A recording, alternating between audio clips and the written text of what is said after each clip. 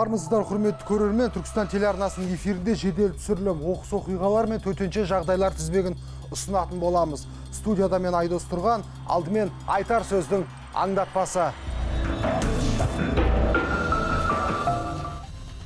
Созақта сұмдық жағдай. Мемлекеттік мекеме қызметкерлері 13 жыл бұрын өлген баланы тірі деп болжауда.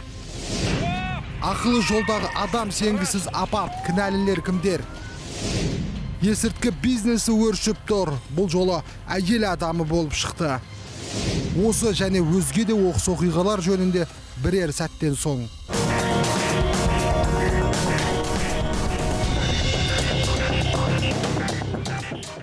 Шыны керек, атын шықпаса жер өрте деген жаңалықты естіп, жаға ұстап жатамыз. Түрлі тәртіп бұзушылық, ойланбай жасалған әрекеттер әлеуметтік желіде есіп тарайды. Алаңдататыны осы. Қарсы бағытта көлікпен заңды бұзып жүрген жігіттердің аты мәшһүр болды. Ел қорғайтын еңгезердей жігіттер әлеуметтік желіге жүктеген. Бұл сонда хайп пен лайк жинаудың диагнозы ма? Бірақ мұны көрген Шымкент полиция басқармасының жігіттері әп-сәтте бұзақыларды ұстады. Қиқулатқан жігіттер енді кешірім сұрауда. Әлеуметтік желілерге мониторинг жүргізу барысында Шымкент қаласы полиция департаментінің қызметкерлері Instagram қолданушылардың бірінің парақшасында Қонаев көшесінің бойында жүргізушілердің жол қозғалыс ережелерін бұзғандығы анық көрінген бейне жазбаны анықтады. Тәртіп сақшылары бірден бағыт алып, жедел іздестіру іс-шараларының нәтижесінде жол қозғалысын бұзған бірнеше көлік жүргізушілерін қолға түсірді. Қиқулатқан қырандар кешірім сұрап, алдағы уақытта мұндай құқық бұзушылық жасамауға уәде берді. Түнгі 12 жарым шамасында Қонаев даңғылында жол ережесін бұзғаны үшін кешірім сұраймын. Қонаев даңғылында жол ережесін бұзғаны үшін өкінемін. Алдағы уақытта ондай қайталанбайтынға уәде беремін. Toyota марка машинасымен жол ережесін бұздым. Сол үшін өкінемін. Сол үшін сіздерден кешірім сұраймын. Ереже бұзғаным үшін кешірім сұраймын. Енді ондай ереже бұзулар қайталанбайды. Қонаев көшесінің бойында қарама-қарсы бағытта жол ережесін өрескел бұзғаны үшін кешірім сұраймын. Авариялық жағдай туғызған үшін айыппұл салып жинақталған құжаттарды сотқа жолдады. Оған қоса тәртіп бұзушылардың көліктері айып тұрағына қойылды. Сондай-ақ Шымкент қаласының полицейлері көлік жүргізушілеріне жол ережесін қатаң сақтау қажеттігін еске салады. Сұмдық, Созақта тағы да мұңлық. Бұл ақпаратты мен алғаш естігенде жаға ұстадым. Сізде абай болыңыз. Шалқаңыздан түсуіңіз әбден мүмкін. Өткен аптада Созақ ауданында жалған құжат әзірлеген мемлекеттік қызметкер ұсталған болатын. Ал бүгіндері теріскейде тексеріс қатты. Тіпті 13 жыл бұрын қайтыс болған адамның құжатын сұрайтын жағдайға жеткен. Бұл жөнінде бізге көрерменіміздің видеосы келіп түсті. Толығырақ келесі бейне материалда. Созақ районының тумасы Абай Жібербол. Енді қазіргі жағдайда 2008 жылы 6-2-сіне дүниеге келген Ермек Нұртас Ерболұлы 22-9 ай 2008 жылы қайтып дүние салған. Сол бала қазіргі таңда халық санағында тірі болып шығып жатыр. Оны алып тастайын десем, бармаған жерім қалмады. Жұмыссыздыққа да бардым, милицияға да бардым, сотқа да бардым. Бәрінің айтатыны бәрі жан-жақтан справка алып кел дейді. Больницаға келсең справка бермейді. Милицияға барсаң ондай нәрсе тіркелмеген дейді. Әкімшілікке барсаң бізде де жоқ ондай нәрсе дейді. Соған көмектеріңізді беруді сұранамын. 2 айдан бері табанынан таусылған 83 жылғы теріскейлік азаматтың барар жер басар тау қалмады. Енді мәселені созақтықтар шешмесе, облыс әкіміне тікелей барамын деп бекініп отыр. Айта кетейік, дәл осы шул мәселеге байланысты ендігі шығарылымда сала мамандарынан жауап алатын боламыз. Пара алып, ұсталып, пара беріп құтылам деп ойлады. Облыста субсидиядан қағылғандардың ісін ақша беріп шешпек болған. Ең сорақысы делдалдар болғандардың көбісі экс-шенеуніктер, пысқайлар 45 миллион теңге берсең, түгел теріс тірлігіңді шешем деп уәде берген. Қазір азаматтар тергеліп жатыр.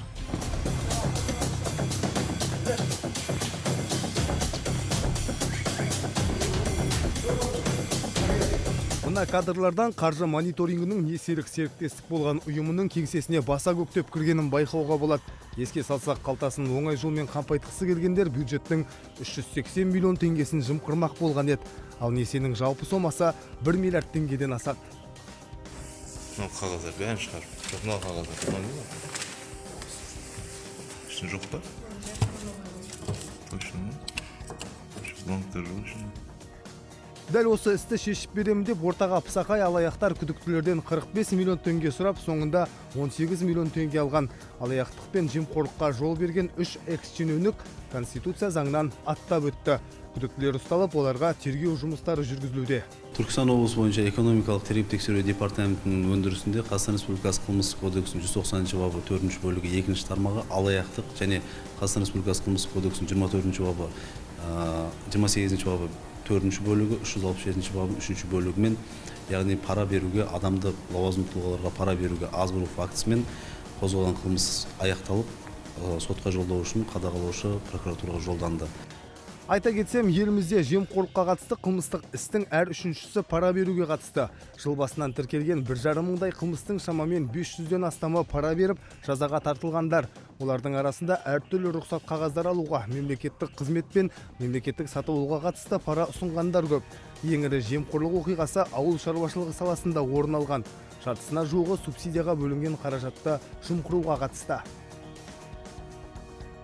Ал салалар бойынша ол бірінші ауыл шаруашылығы, білім, тұрмыстық коммуналдық шаруашылық, әлеуметтік қамтамасыз ету және денсаулық сақтау салаларында көп тіркелген.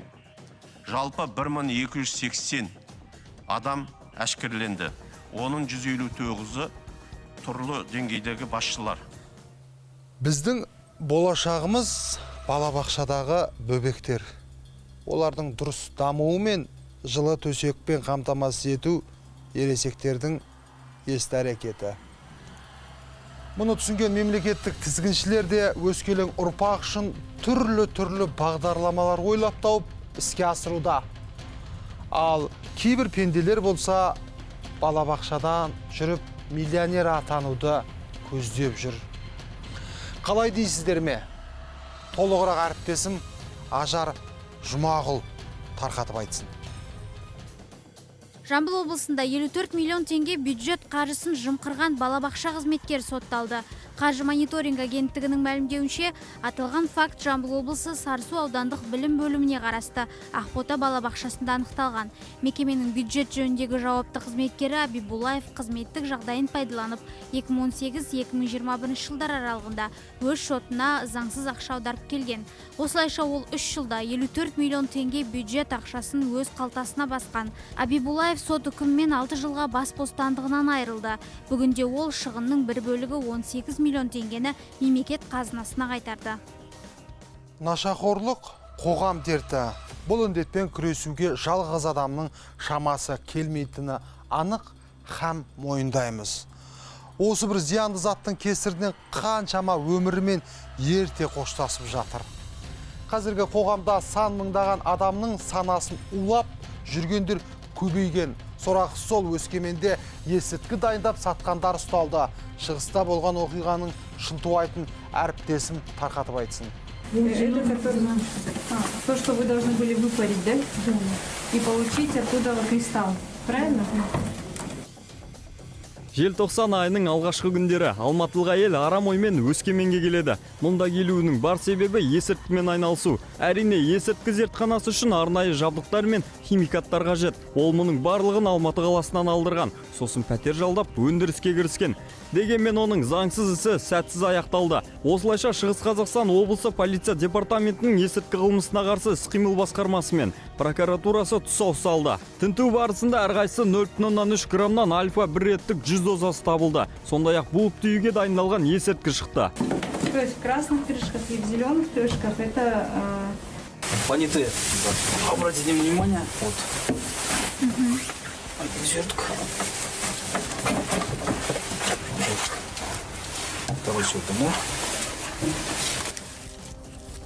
Сондай-ақ буып түйуге дайындалған есірткі шықты. Барлығы 62 граммнан синтетикалық есірткі тәркіленді. Және осы уақытқа дейін пайдаланған қажетті заттар алынды. Қазіргі таңда күдікті әйел қамауда. Оған қатысты Қазақстан Республикасы қылмыстық кодексінің 297 бабы 3 бөлігімен қылмыстық іс қозғалды. Яғни есірткі құралдарын психотроптық заттарды, олардың баламаларын аса ірі мөлшерде өткізу мақсатында заңсыз дайындау, қайта өңдеу, сақтау бойынша.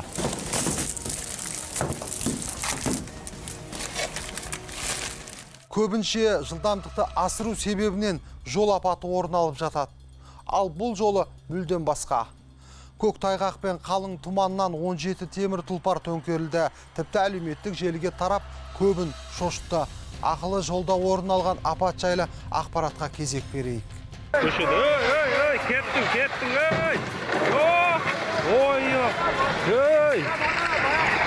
страшно отыр. Оқиға Алматы облысындағы Алматы-Қорғас тас жолында болған. Таңғы сағат 10-дар шамасында алдымен оңтүстікке бағыт алған жүк көлігі мен жеңіл көлік соғысқан.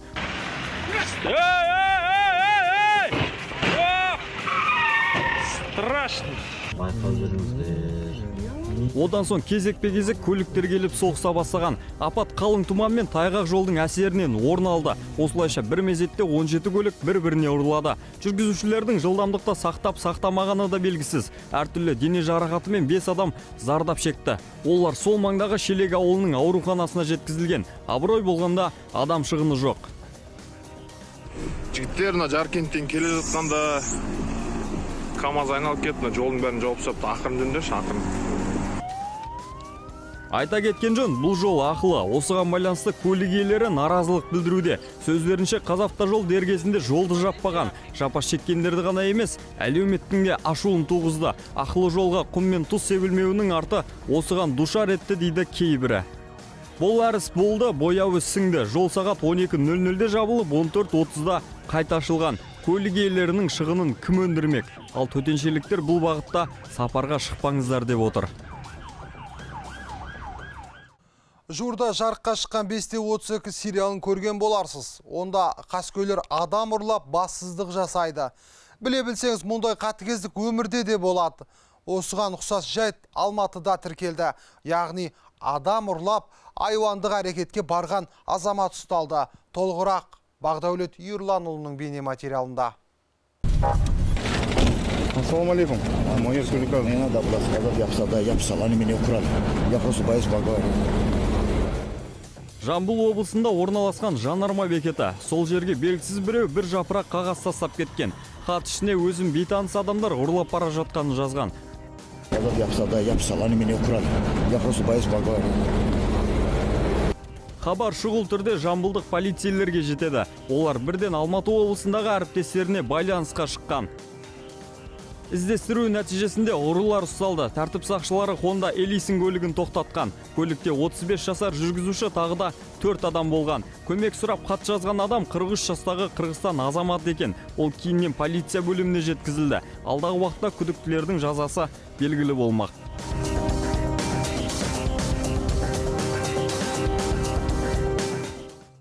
Психологтардың пайымынша бала жастайынан таяқпен өссе, ол болашақта жасқаншақ, ынжық, өз ойын еркін жеткізе алмайтын қорқақ болып өседі дейді. Ал әлімсақтан қазақ балаңды 7 жасқа дейін патшаңдай көр, 7 жастан соң құлыңдай жұмса, ал 14 жасында досыңдай сырлас деп қалдырған. Ал Алатау бөктерінде бүлдіршіндерді дәл мынандай оқтаумен ұрған тәрбиеші әлеуметтік желіні шулатты. Балабақшада болған бассыздық жөнінде келесі бейне материалда. Алматыда балаларды төпелеген тәрбиешінің әрекеті жұрт ашуын тудырды. Әлеуметтік желіде тараған бейне жазбада тәрбиеші балалардың құлағынан тартып, тіпті біреуінің ернін жыртып жіберген. Видеодан оның кішкентай қыздың шашынан сүйрегенін, тағы бірде қолына оқтау ұстап келгенін көруге болады. Өз тарапынан қатыгездік танытқан тәрбиеші оқтаумен балаларды ұрып шығады. Оның бұл іс-әрекеті мекемедегі бейне камералардың біріне түсіп қалған. Ызаға булыққан желі қолданушылары безбүйрек тәрбиеші жазалану керек деген пікірде. Тағы бірі балабақшаға енді сенбейтінін жазған. Полиция аталған жайтқа байланысты тергеу жұмыстарын жүргізіп, балабақша қызметкері 3 жылға дейін бас бостандығынан айырылуы мүмкін екенін айтқан еді. Алайда бүлдіршіндерге қатыгездік танытқан қызметкер суицид жасағаны белгілі болды. Батырлар тек соғыста ғана танылады деген бекер. Батырлық ат ойлап атқа мініп жауға шабу емес. Өмірде орын алған оқыс оқиғаларда қара басын қатерге тігіп, адамда ажал аузынан арашылап қалған қаһармандар дәлелдеп жүр. Қостанайлық оқушы бейбіт күннің батырына айналды. Толығырақ тілші бейне материалында. Қостанайда 5-ші сынып оқушысы бір отбасының 4 баласын жанып жатқан үйден алып шықты. Өрт сөндірушілер жеткенше 60 шаршы метрлік тұрғын үй толықтай өртке оранған. Кішкентай ержүрек құтқарушы Олег Пирог өрт сөндірушілердің келуін күтпестен түтінге оранған үйге терезе арқылы кіріп, пәтердегі 4 баланы көшеге алып шықты. Көп балалы отбасы 4 жылдан бері саяжайдағы үйшікті паналап келген. Өрттің шығуына пешті дұрыс пайдаланбау себеп болыпты. Оқиға орнында 4 техника, қалалық өрт сөндіру қызметінен 17 адам құтқару жұмыстарын жүргізді. Өрт сөндірушілер жанып жатқан үйден 2 газ баллонын шығарған. Оқыс оқиғадан соң Қостанай облысының әкімі Архимед Мұхамбетов балаларды өрттен алып шыққан Олег Пирогпен және өрт салдарынан баспанасыз қалған Өмірзақовтар отбасымен кездесті.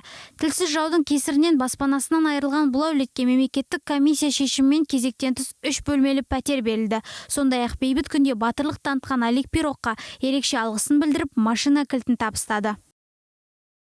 Құрметті көрермен, егер сізде жариялауға лайықты бейне материал болса, экранда көрсетілген номерге WhatsApp желісі арқылы жолдасаңыздар болады. Әзірге біздің редакцияға келіп түскен ақпараттар легі осы. Келесі кездескенше еліміз аман, жұртымыз тыныш болсын.